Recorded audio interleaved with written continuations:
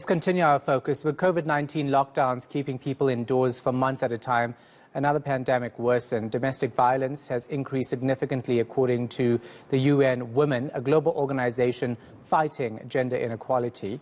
Now, in our country, where the scourge of GBV was an issue way before COVID, the situation has only added fuel to fire.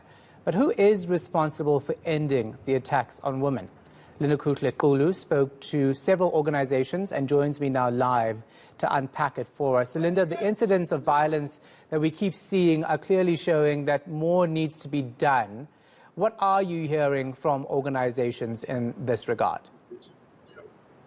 Well, organizations, Shahan, are telling us that this should be a concerted effort from all angles. This includes survivors themselves. It includes the community at large, as well as organizations that are set aside to ensure that this fight against the scourge of gender-based violence continues. So some of the organizations we've spoken to are simply saying that while a lot of people are skeptical about the fight against gender-based violence, we must in fact understand that there are lessons that are being learned in terms of this particular efforts. They are saying that there are programs that are underway to ensure that some of these victims are turned into survivors. We've spoken to a number of organizations, we've spoken to victims themselves, and one of the organizations we've spoken to is, of course, from the government's perspective, and this is from the Community Safety Department, who are essentially saying that they are seeing and getting lessons in terms of what needs to be done around gender-based violence. And one of the things they spoke about was the lesson they've learned to say that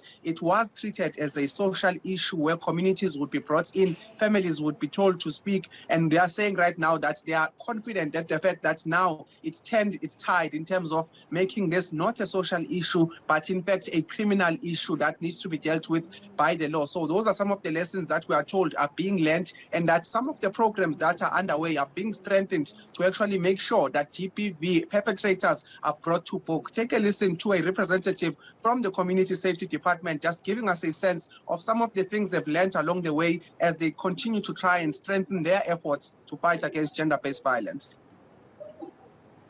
We've identified what was lacking for GBV for us to make a dent. One of the biggest problems in South Africa is that GBV has been socialized. It was not considered as a serious crime. So a person when come to open a case for GBV, hardly, almost 50% of them, when they come back from the police station, they will be having a case being opened. They'll be saying, no, let's talk to the perpetrator, come together. So we've tried to make sure that it is being formalized. We're no longer socializing it.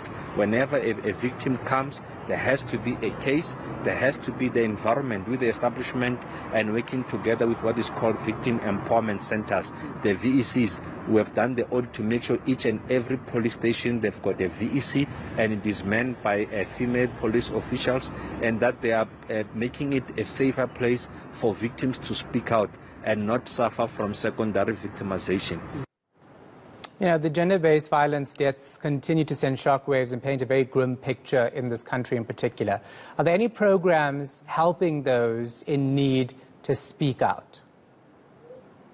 Well, Shahan, I must say that the reason why you see public outcry is that every now and then when we think that these programs and these solutive efforts continue and we are told that there is in fact a concerted effort against GBV, we often find ourselves at a time where we witness a loss. I mean, last week you'd speak about Hilary Gadri, another victim from gender-based violence. And those are some of the incidents that we are told are in fact overshadowing some of the good work that is going on behind the scenes. What we have been able to do today was to attend a graduation ceremony that was in Soweto UJ's campus, University of Johannesburg. And what we were witnessing there was one of the survivors who said that she went into a shelter after being a victim of gender-based violence 7 years ago. And today she speaks about how she was helped, how there were organizations that actually contributed towards her getting her degree, that is an education degree. So those are some of the things we are told are happening in the background. to say that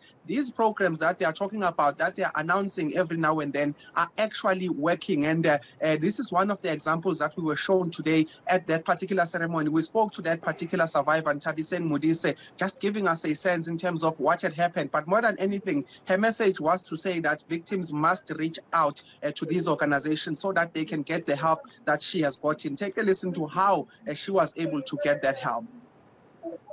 Say that it's very crucial for community members to take part in fighting gender-based violence, because in my case, a neighbor rescued me, because most of the time when I go and report a case, they would want to come and hear the side of the perpetrator, and the perpetrator will convince them otherwise, which ends up compromising the case, and it ends up not going anywhere.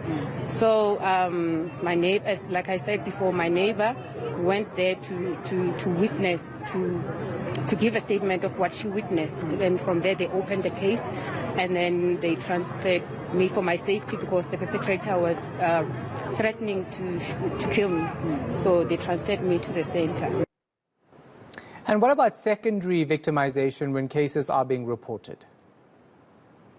Well, Shahan, we spoke to the provincial police from a victim center perspective. These are some of the people that are dealing directly with some of the victims and survivors of gender-based violence, giving them shelter and helping them through the process that Tabiseng was speaking about earlier on. But they are telling us that one of the things that they have focused on in terms of integrating it with some of the programs they have for GBV is to ensure that they speedily act upon those that are, seen to be secondary victimizing some of those that would be coming out. So they are saying that in terms of their swift response when it comes to those that are not treating gender-based violence victims and survivors as they're supposed to, they're saying that swift action is often taken against them, and they've seen an improvement in terms of how victims are being treated because of this. But let's take a listen again to Brigadier Zulu, just giving us a sense of what it is they do and what they are encouraging those that would be coming forward to do at times when they feel that they are being victimized for the second time when they come out to speak.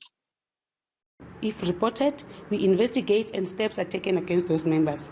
That is a guarantee. We do that. So we encourage the community to report those type of victimization, secondary victimizations. Make sure that you take the name of that person, you report. Definitely we are giving attention to those cases.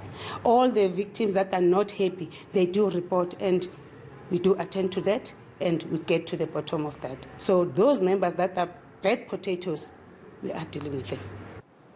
All right, we can leave it right there. Our reporter Lindokuhle Xulu.